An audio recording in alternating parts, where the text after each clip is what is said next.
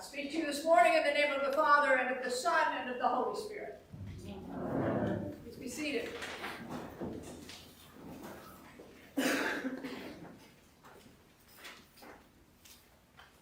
How long have you got?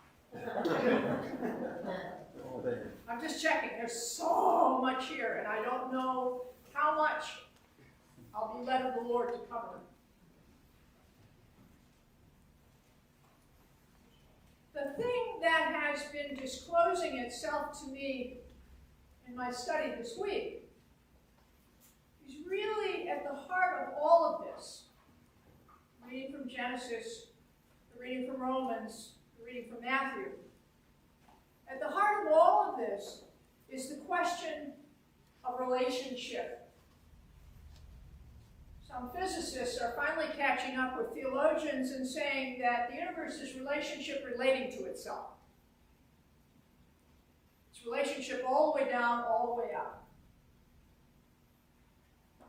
And when I think about what is happening in Genesis, I just had this image of Adam and Eve. Adam, is probably the first non-binary person. That word Adam is earth creature. So we don't know boy or girl. But Adam, and God commanded the man, Adam, you may freely eat of the tree, every tree in the garden, but the tree of the knowledge of good and evil you shall not eat, for in the day that you eat of it, you shall die. I don't know about you, but the more I spent time with that, the more it dawned on me. Suppose that I were given paradise. Suppose that I had a life free of trouble and concern and sadness and confusion, all those things that seem to plague us. And there was only one thing I had to do to hang on to it, and that is not touch that tree. Well, one infers that they were doing pretty well not touching that tree. But the serpent said, if you do this, if you touch that tree, not just touch it, but eat the fruit, your eyes will be open. And you, like God, will know good and evil. Now, who of us has not dealt with small children, innocent of the struggles and trials and things that await them as they grow? And who of us cannot imagine being appealed to by such a remark? But if you eat that, then you'll know a whole lot of stuff. And I don't know about you, but as I pondered this, I realized that if I were in that situation, if I were in the garden, having a grand time, thank you very much, eating wherever I like except that, and I were offered such a seductive thought, I wouldn't stop to say to God, what do you think? I mean, this sounds good, what do you think? Because God's already told me, when you eat it, you shall die. I don't know what dying is. Not an issue. But I eat of the fruit, and suddenly, all kinds of possibilities open up. Lying, cheating, stealing, killing. An amazing amount of stuff out there I had thought nothing about. Am I aware of the consequences of indulging in those things? No. Do I die just from taking a bite out of the fruit? No. But does my life start to change in ways that are breathtaking, heartbreaking, grieving, saddening? I think so. I think so. So in that story, for me, one of the things that's being made vivid is the fracture in the relationship between God and humanity. There came some point when we thought we knew better than God. There came some point when our ancestors thought, what the heck, have a life. And I don't know about you, but I'm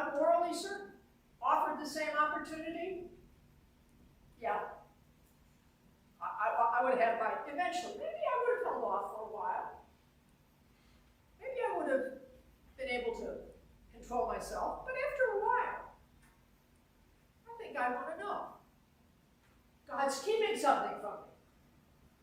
What is it? And being so naive, I would not get the cost of what I had just done.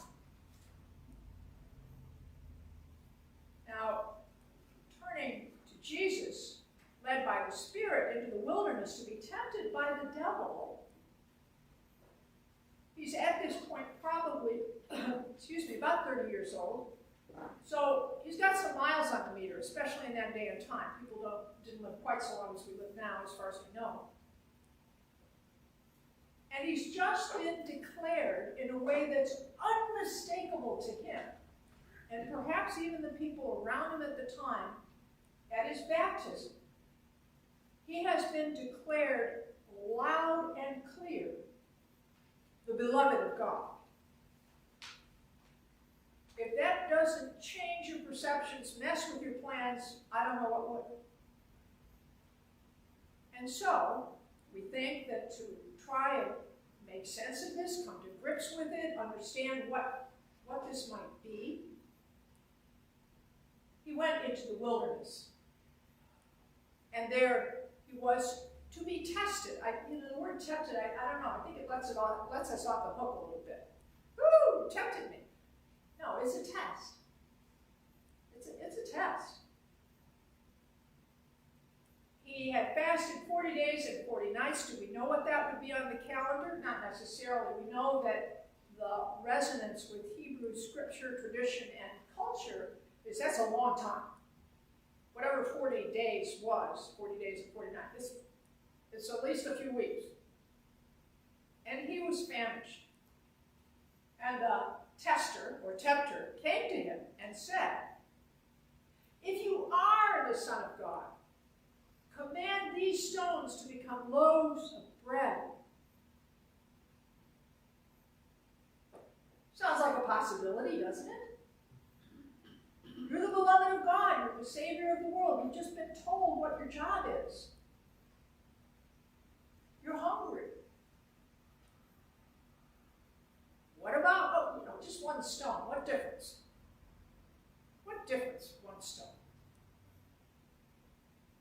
But Jesus, keenly in relationship with the living God, I think, knows full well that this would fracture his relationship, not just with the natural world, because that's kind of voodoo we don't do. It would fracture his relationship with the one who knows him and loves him and has called him beloved. And so he quotes from Deuteronomy, not using Deuteronomy as a rule book, friends. The gospel is not, the gospel, the canons, the scriptures are not rule books. They are an invitation into relationship. They are an invitation into conversation. It's one of the reasons my Hebrew brothers and sisters love the story of Jacob, because for them, that is the quintessential story of relationship with God. You wrestle with, what does this mean? What is this? Jesus, having done some really fine wrestling, says from Deuteronomy, no, I'm not going to violate the natural order. One does not live by this bread alone, but by every word that comes from the mouth of God. Okay, fine. Then the devil took him to the holy city and placed him on the pinnacle of the temple, saying to him, "If you are the Son of God, throw yourself down. For it is written, He will command His angels concerning you, and on their hands they will bear you up, so you will not dash your foot against a stone." Again, I believe Jesus is listening so acutely. He's had 40 days to pay close attention to what does this mean? He gets that kind of gravity-defying showing off attempting to make God do what Jesus wants him to do, is really not good for staying in relationship with God, really. So, again, he responds. Again, it is written, do not put the Lord your God to the test. Now, I have to say I wasn't real good about this. When I was called to go to the seminary, I don't know if it was putting God to the test or not, but I said, this is the deal. I don't want to do this. And if anybody gives me any grief, I'm going. I do not want to do this. Nobody gave me any grief until a year and a half after I was ordained. So you judge. Maybe I was testing God, but it worked brilliantly. I've had a life I could not have imagined. Do not put the Lord your God to the test. Again, the devil took him to a very high mountain and showed him all the kingdoms of the world and their splendor. And he said to him, all this I will give you if you will fall down and worship me. And again, Jesus, I think, is profoundly clear about relationship. To worship Satan is to pull oneself away from one's brothers and sisters. And he says, away with you, Satan, for it is written, worship the Lord your God and serve only him. Then the devil left, and suddenly angels came and waited on him. Now, as I read the ensuing events in Jesus' life, what I'm hearing over and over again is someone who is present moment by moment by moment. Present how? He is present to God as he experiences God. He is present to the people around him. It's one of my favorite stories in the whole scripture, where the woman comes to him and says, cure my daughter, and he says, you know, the food is for the children, not for the dogs. And she says, yes, Master, but even the dogs get the crumbs. And he's like, whoa, you got it, you're right. You know, your daughter's healed.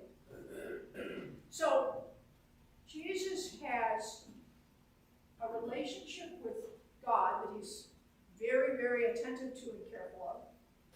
He has a relationship with the people around him, with the settings where he is.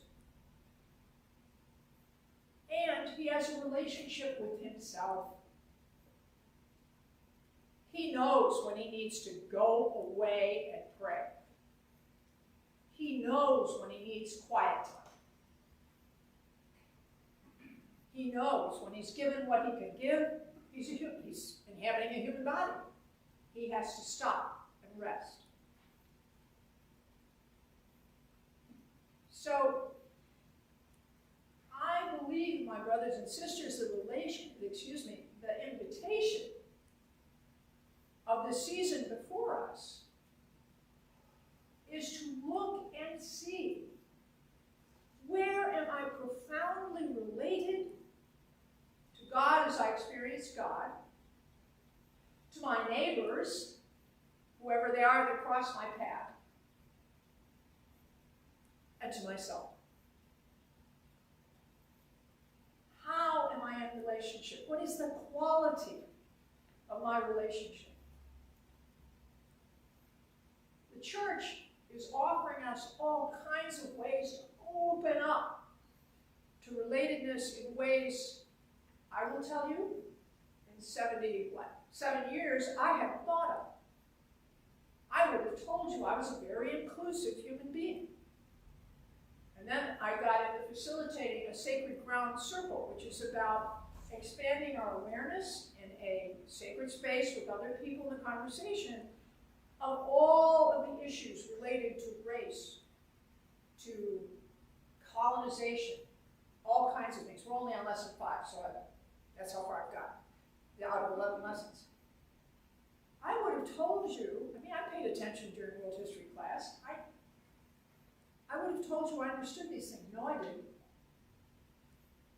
So the church is setting before us possibilities for opening up and expanding relatedness, not just to human beings, but also to creation. This is an agenda of the church, of the Episcopal Church, to be more expansive and more inclusive of Christianity, of creation. I was deeply delighted when my issue of Smithsonian Magazine showed up yesterday or the day before, and there was quite the article on how Native Americans are reclaiming ancient ways of irrigating their fields. In a part of the world, and I think it's Arizona, but don't quote me on that, in a part of the world which is all dried up and desert-like, they are rediscovering, re-engineering, re-digging ancient canals. I mean, they can find the remains of these things so that water will come into desert areas and permit them to grow crops. Amazing, amazing developments that are occurring. And you all, I am thrilled to know, have a whole web series devoted to relating to creation, more, better, different, than has been going on historically. So you're doing the work. Good for you. I congratulate you. And that said, I encourage you to use the 40 days of Lent to look again. Where might you open up? What might you need to move? I'm not talking about giving up chocolate for Lent. What might you need to move so that you experience yourself more profoundly related? That to me is the key question. How can this be a time of introspection, of considering possibilities you hadn't considered before, of growing in knowledge and love of the Lord and the created order, including those people you don't like very much, and yourself, which I don't know about you, but until recently I have numbered around among the people I don't like very much. I was raised in the land of not good enough.